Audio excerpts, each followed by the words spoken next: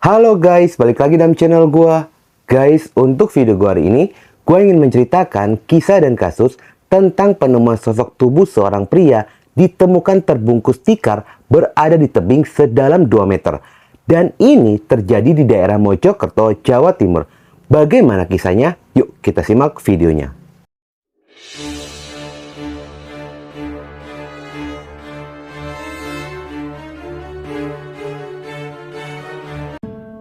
Kisah bermula pada hari Selasa, tanggal 22 November 2022. Ada seorang pria bernama Wahyu yang pada saat itu sedang mencari rumput untuk pakan ternaknya pada jam 8 pagi di tebing sisi timur jalan, tepatnya di selatan rest area Pacecangar.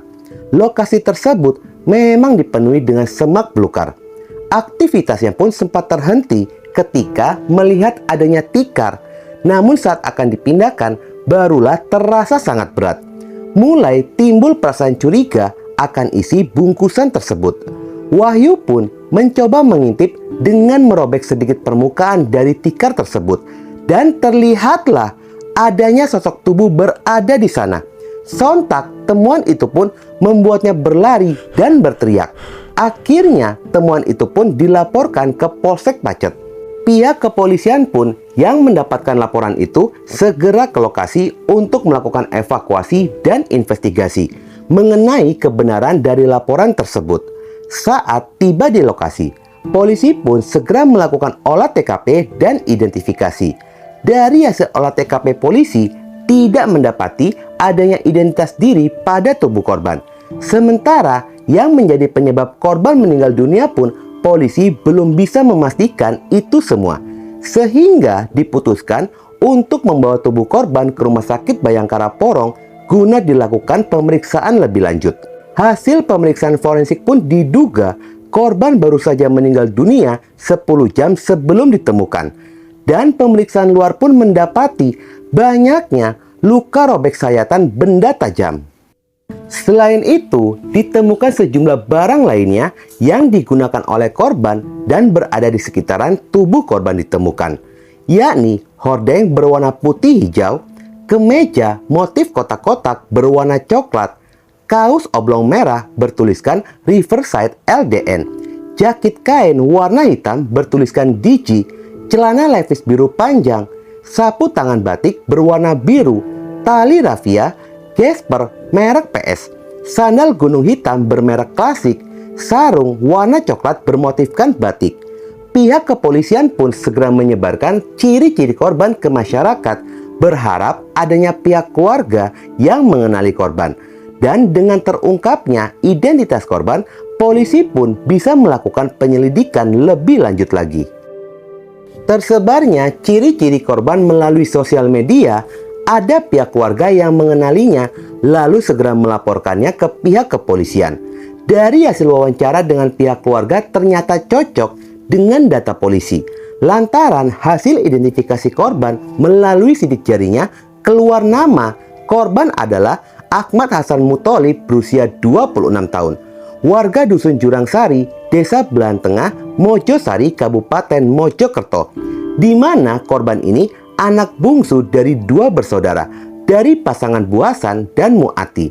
Statusnya pun belum menikah. Dia bekerja di toko horden Bintang Jaya di Jalan Airlangga, Mojosari. Pihak keluarga diminta untuk datang ke rumah sakit dan mengenali korban secara langsung. Saat tiba di rumah sakit, ternyata benar jika itu adalah sanak keluarganya. Dengan terungkapnya identitas korban, tubuh korban pun dikembalikan lalu segera disemayamkan oleh pihak keluarga. Menurut kesaksian keluarga, jika Hasan bekerja di toko horden tersebut sejak 3 tahun yang lalu. Menurutnya, korban mempunyai kepribadian pendiam. Sepengetahuan keluarga, Hasan pun tidak mempunyai masalah dengan orang lain. Hasan pun masih tercatat sebagai pengurus PAC IPNU Kecamatan Mojosari. Pihak kepolisian langsung mendatangi lokasi di mana korban bekerja, yakni toko hordeng. Bangunan ruko itu adalah milik Pujiono, yang disewa oleh pengusaha hordeng bernama Sarjono, asal Karanganyar, Jawa Tengah, sejak tahun 2019 dan akan habis masa sewanya Desember 2022. Di dalam toko, polisi menemukan adanya bercak darah. Temuan itu pun menguatkan dugaan jika korban telah dihabisi di lokasi tersebut. Polisi segera memasang polis lain dan segera melakukan olah TKP.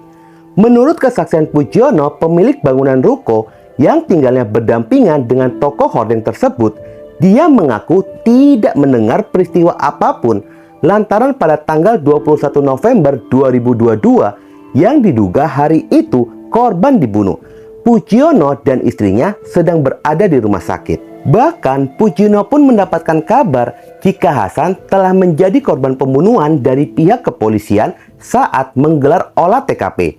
Namun Pujiono mengatakan jika anak laki-lakinya sempat mendengar adanya suara obrolan hingga berteriak layaknya orang kesurupan.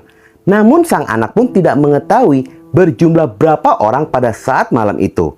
Berdasarkan informasi dari pihak keluarga, ada sejumlah barang berharga milik korban yang hilang, antara lain ponsel, sepeda motor Beat berwarna merah dengan nomor polisi S2415NAJ. Selain itu, dompet dan tas korban pun ikut hilang. Dari hasil penyelidikan polisi berhasil menemukan bukti CCTV di mana sepanjang jalan menuju lokasi penemuan tubuh korban. Pelaku menggunakan 2 mobil untuk membuang tubuh korban ke daerah Pacet. Hasil identifikasi 2 mobil beriringan itu berjenis mobil Honda Brio dan Mitsubishi Lancer.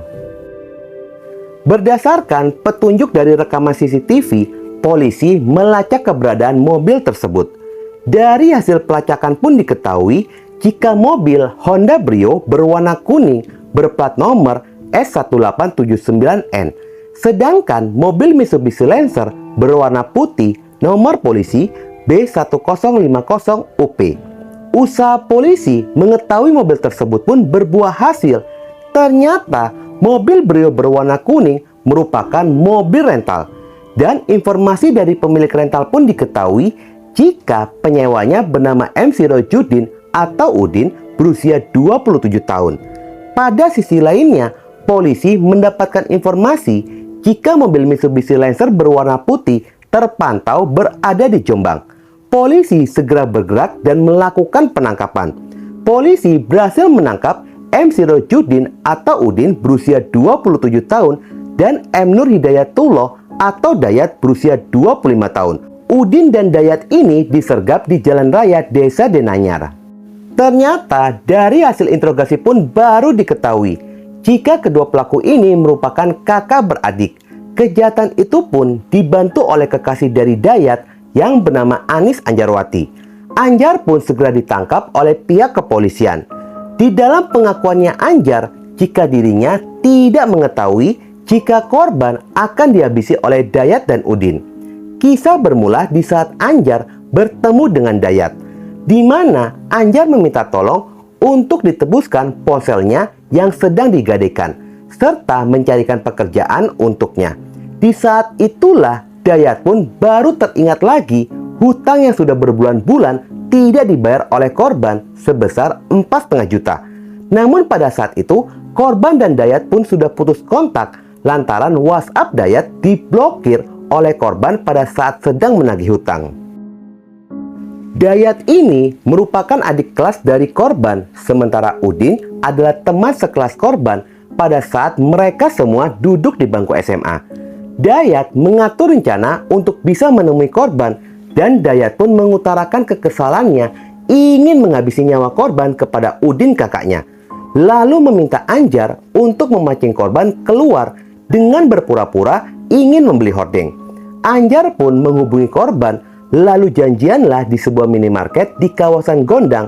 Waktu yang disepakati adalah jam 18.00 sore harinya. Dayat bersama dengan Anjar di mobil Brio kuning. Namun setibanya di minimarket, Dayat pun mengurungkan niatnya untuk bertemu dengan korban lantaran kondisinya pada saat itu sedang ramai. Akhirnya Anjar pun kembali menghubungi korban yang sudah pulang. Lalu korban mengatakan jika serius ingin membeli hordeng, bertemunya di toko saja. Akhirnya disepakati pertemuan mereka di toko hordeng tersebut. Pada awalnya, Anjar turun terlebih dahulu untuk menemui korban. Setelah dirasa aman, Anjar pun memberikan kabar kepada Dayat, lalu Dayat turun dari mobil dengan menenteng besi. Terus mengatakan kepada Udin kakaknya, jika korban tidak membayar, maka akan dihabisi olehnya. Setelah bertemu dengan Dayat, terjadilah perdebatan di antara mereka. Dayat pun memberikan kode kepada Anjar agar keluar dari toko. Korban mengaku tidak memiliki uang untuk membayar hutang, namun ucapan itu dilontarkan dengan nada tinggi dan menantang. Sontak saja emosi Dayat pun meluap. Besi itu dilayangkan ke leher korban yang membuat korban pun terjatuh. Bagian sisi lain dari besi ada bagian yang tajam, dan bagian itulah ditikamkan berkali-kali ke leher dan kepala korban hingga membuat korban pun tidak bergerak dan kehilangan nyawanya. Setelahnya, mereka semua membersihkan darah yang tercecer di lantai, lalu memasukkan tubuh korban yang dilapisi tikar ke dalam mobil Mitsubishi Lancer dan membawa tubuh korban ke lokasi penemuan. Pelaku pun menjual motor korban seharga 3 juta rupiah. Setengah dari penjualan motor diberikan kepada Anjar untuk menebus ponselnya. Lalu ponsel korban pun dijual seharga 600.000 rupiah. Kasus ini pun digelar di Pengadilan Negeri Mojokerto. Jaksa menjerat tersangka Dayat selaku aktor di balik aksi pembunuhan didakwa dengan pasal 340 subsider, pasal 339 subsider, pasal 338 atau pasal 365 ayat 3 KUHP. 4 pasal ini mencangkup tindakan pembunuhan, pembunuhan berencana, dan pencurian disertai dengan matinya seseorang. Udin dan Anjar akan didakwa dengan pasal 340 junto, pasal 56 subsider, pasal 339 junto, pasal 56 subsider, pasal 338 junto, pasal 56 atau pasal 365 ayat 3 junto, pasal 56 KUHP. Keduanya menjadi pihak yang turut serta melakukan pembunuhan terhadap korban. Ketiganya terancam hukuman maksimal, yakni pidana mati. Hingga saat ini, proses pengadilan pun masih berjalan. Semoga saja ketiga pelaku mendapatkan pidana mati. Walaupun pemicunya adalah korban karena tidak membayar hutang, tetapi dengan pelaku sudah membawa besi dalam menagih hutang itu, berarti sudah berencana untuk membunuh korban. Dengan kata lain, niatnya selain menagih yaitu membunuh, lalu mengambil harta benda korban untuk menjualnya. Oke guys, sekian dulu video gue hari ini, dan jangan lupa ikuti terus video gue. Oke?